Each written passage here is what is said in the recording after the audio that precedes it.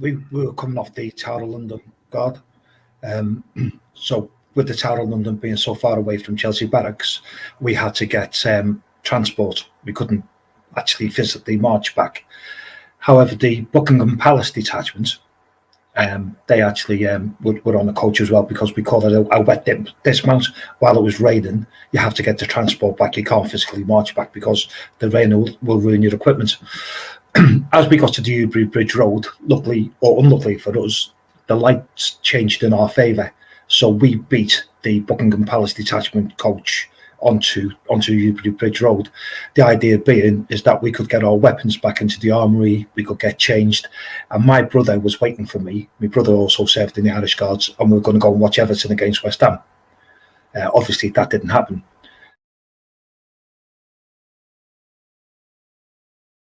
As we turned into Newbury Bridge Road and we passed this laundry van, the IRA had set it off by remote control.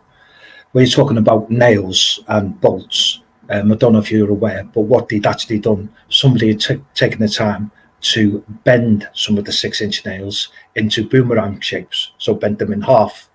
So when the explosion went, it was the idea that the nails would spin through the air and rip through people, causing as much injury and death as possible. So as we come and we passed the laundry van, obviously they set it off by remote control. So I was really badly injured. A 6-inch nail was buried across my head here, but luckily enough didn't penetrate my head, but it was embedded into my head. The top of my nose was hanging off.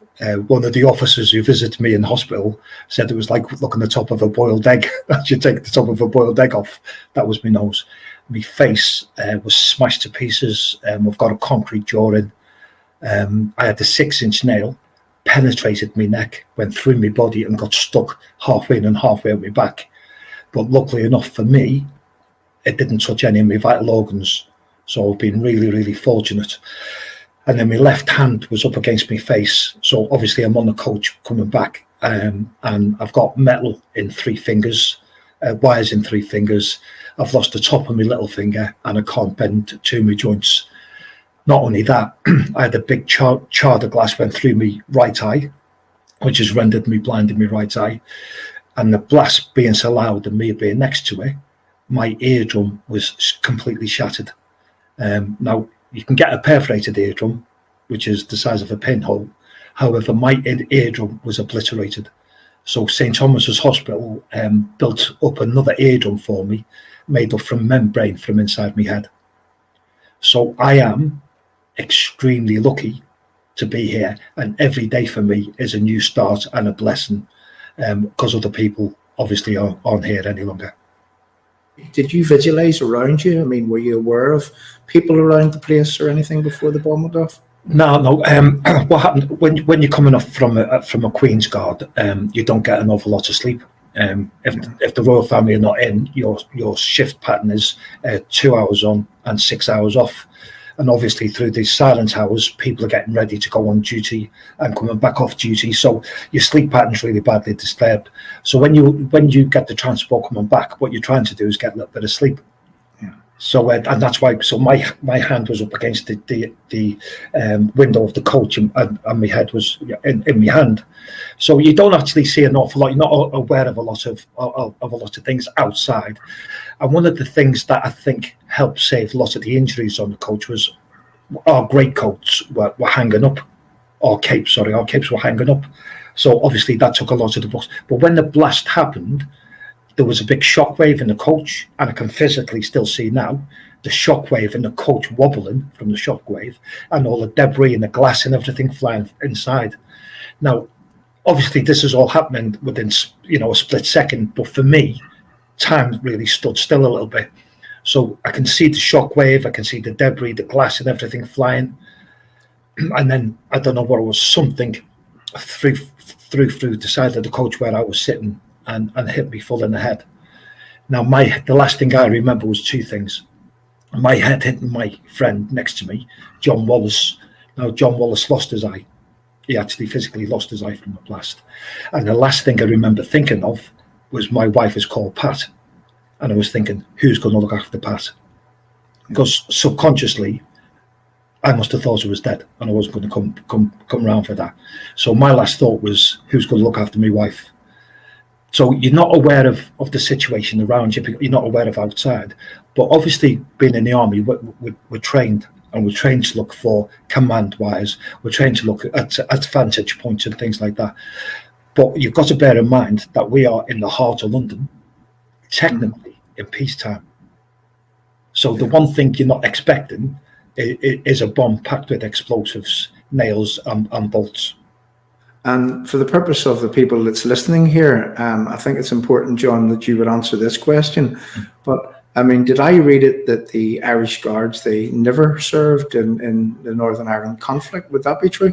Not up until then. We have obviously done since, but we hadn't served in Northern Ireland till then. We do have a few guys that go in attachment with the Scots Guards and the Coldstream Guards, but you had to volunteer for that. You had to be vetted for that.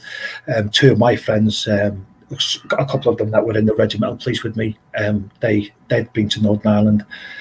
But yeah, as a rule, we'd never served in Northern Ireland. There's more and more people that we talk to that they're totally innocent. They've never done these terrorists any harm. In no way, shape or form have they ever done that. And yet these people take it upon themselves to go and plant bombs and to get at people who would seemingly be in the British Army. They don't care who it is that they murder and they maim in order to get one over on the British Army. Kenny, you know more about these things than I do. I mean, you look at these type of cases regularly. Is this the type of thing that you find when you scratch the surface with more cases and more cases on a daily basis? Absolutely, John. I suppose in Republican speak or Provo speak, they'll say that John was a legitimate target, is the term they'll use. And they'll say that Nora and in terms of young Breslin, that they were collateral damage, and that the primary target was soldiers on that day, but they took a measured decision that if it meant that civilians also were to die, then so be it. And in so many situations, that has been the case over the years of the Troubles. They obviously have directly targeted civilians on other occasions as well for murder. So it's not a case that civilians were always the collateral damage. Civilians were sometimes the primary target. But as has been said, John was operating as a legitimate soldier of this state. He had no quarrel with Northern Ireland. He was performing his duties with honour and with what he was meant to do. And those individuals obviously they set up an ASU in that vicinity of London, and they carried out a very systemic terror campaign over many years. And there are many innocents who were murdered and many others who were sadly either physically or psychologically traumatized by their actions. As John says, John is one of the survivors of all of that. His life has been very different because of what he has experienced. But I know John also feels very much for those whose lives were stolen away on that day, and indeed others, and the families that are left broken behind with all of that. How does it make you feel as a victim of Mr. Kavanagh to see that he was released under the terms of the Belfast Agreement? I'm not just speaking for me here. I can speak for every single veteran, every single serving soldier, every single service personnel, all the families and all the victims that say it is a warped kind of justice where people are rewarded for murder, for bombing, and for inflicting injuries on innocent people. Yet the innocent people are, like for example for me, I'm farmed out on a pension, patted on the head and forgotten all about. So it is really warped that we can reward murderers and terrorists with position, with title and with money, and people who are injured, who are victims, basically get absolutely nothing. The Good Friday Agreement, for the most part, is a real good working piece of legislation. It worked. For the best part, it stopped the terrorism. But the British government went too far, and Kenny is exactly right. We appeased. We became subservient to Sinn Féin. anti-terrorists. We have the Queen, who's our Commander-in-Chief, and I respect immensely.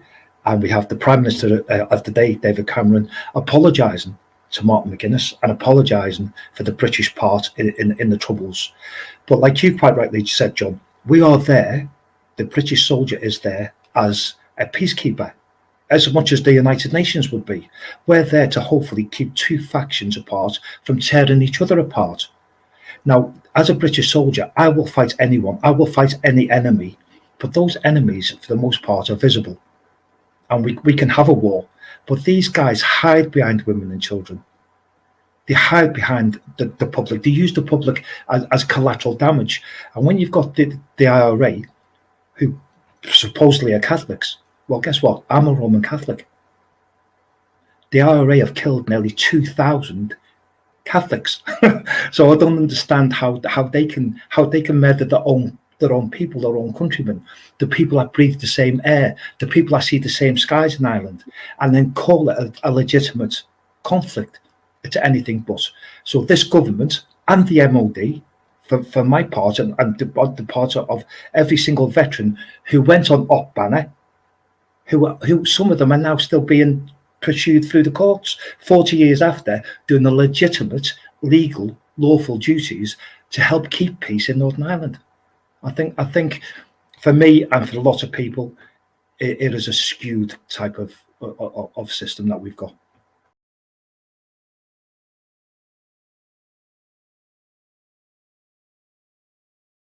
So Paul Kavanagh and colleagues stopping murdering was enough for the rest of society, and they got patted on the back for it when they stopped murdering. But of course, for innocent victims, they seek accountability. They seek an ongoing restitution and a willingness on the part of them that have done what they've done, that they would not goad, that they would not seek to rub salt into the wounds. Because this can happen at any point in time. John doesn't know when the next time might come where he will again be thrown into the midst of the media and have to speak on these issues. It's not something that he courts or that he wants. John doesn't speak week on week in the media about any other issue. It's about the issue that connects directly to his own life.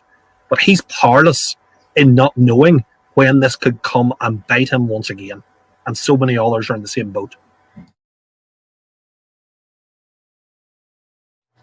And again, I'm appealing to the people on here, the people in authority that are watching this screen, that will come along to watch this screen. And, you know, I've no doubt that we have people even associated with the Irish government that would watch this. And I would appeal to Micheál Martin, anybody in authority in you know, the Irish dial right now. Why don't you come on Forgotten Voices Media?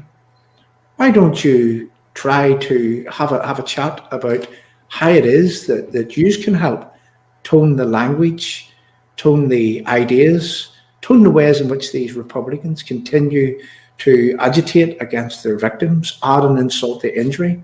How it is that you people can help tone those people down, because it doesn't suit anyone. All it does is it serves to wind people up. It serves to destroy the possibility of reconciliation at a future point if those people continue to add insult to the injury that they've already caused. I think, John, you're entirely right. And the problem is that we've had words from people over the last quarter of a century when these things have happened, but there hasn't been any action. Yeah. And what we've saw successive politicians have to say, and indeed governments do, is ultimately pander when it comes to it. And they don't have the backbone to stand up and to say enough is enough. And we've had a circumstance for a quarter of a century where, let's be honest, the rest of us have lowered the bar of decency to such a point that I'm not sure a 12-inch person could now fit underneath it. It's got so close to the ground. So what we now must do is raise it up again and insist that these individuals, if they're going to be part of the political system, that there are certain actions and behaviours that will only be acceptable, and there's consequences for them if they don't adhere to it. We don't have anything of that. We had the blatant disregard for law over the period of COVID. For goodness sake, you have people making, the most painful of sacrifices right across the world around how they buried their dead. They had rows internally within their families around who could be present at funerals. No send-offs, no respect, none of that able to be done. And then you have full colour parties in terms of tourists, where you have a circumstance where political people who are in office can stand dressed in terror regalia in the uniform of that organisation, and not a blink is made. That's not the sort of society, sure, that we want to be bringing up our children within. And this particular matter we're talking about tonight, and the future generations of our youngsters, rather than feeding them the same old nonsense of the history of the Troubles according to my dad, or the mope syndrome, the most oppressed people ever, we need to start talking with a level of honesty right across the board as to the wrongs that happened within this society, and try and pave a new way forward.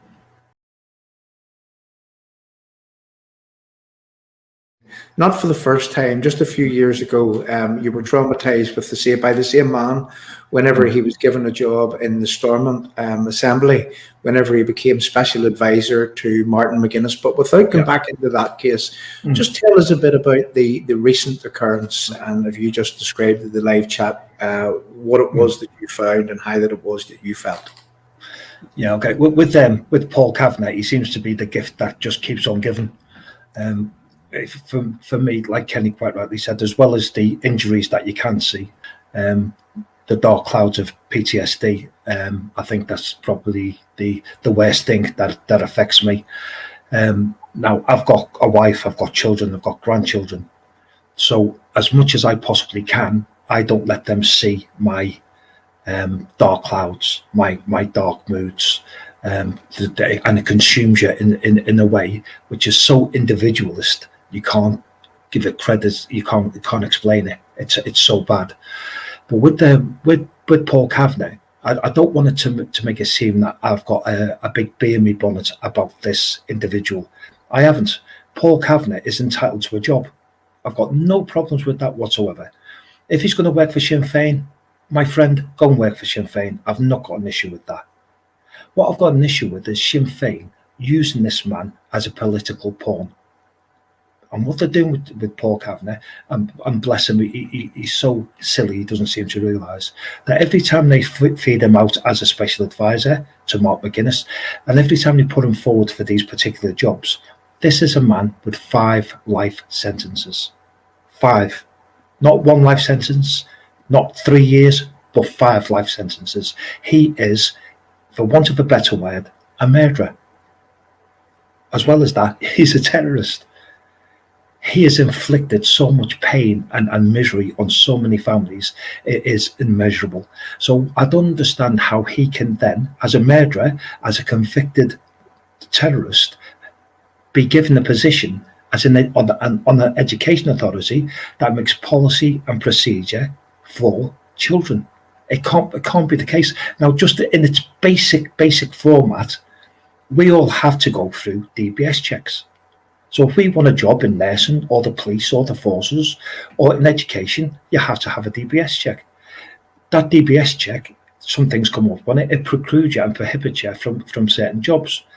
So this man would never have passed a simple thing like a DBS check. But Sinn Féin don't care about policy, they don't care about procedure, they don't care about the law. They are a rule to themselves. So when this man is farmed out as a special advisor, and when he's farmed out on the education authority, that upsets people like me because I know what he is. Now, when you look at his picture, you think, oh, look at him. He looks like a congenial grandfather. The glasses and the beard, a little bit like Father Christmas. He's anything but that. The man is a murderer, and he should not hold any position in any authority, in any government post or any education post. I've asked Paul Kavanagh to meet me. It can be done by Zoom, in any way he wants, because I would like to understand what makes this particular person tick. What makes him think that at 18 he can justifiably go around with a firearm ready? He's going equipped. is going equipped to kill. What makes him do that? What makes him think that it's appropriate to plant bombs and see kids and see children and see families and still activate that device? Because anybody with a modicum of humanity wouldn't do that. So, and don't give me that we want an independent Ireland by any means and all means. I'm not Irish.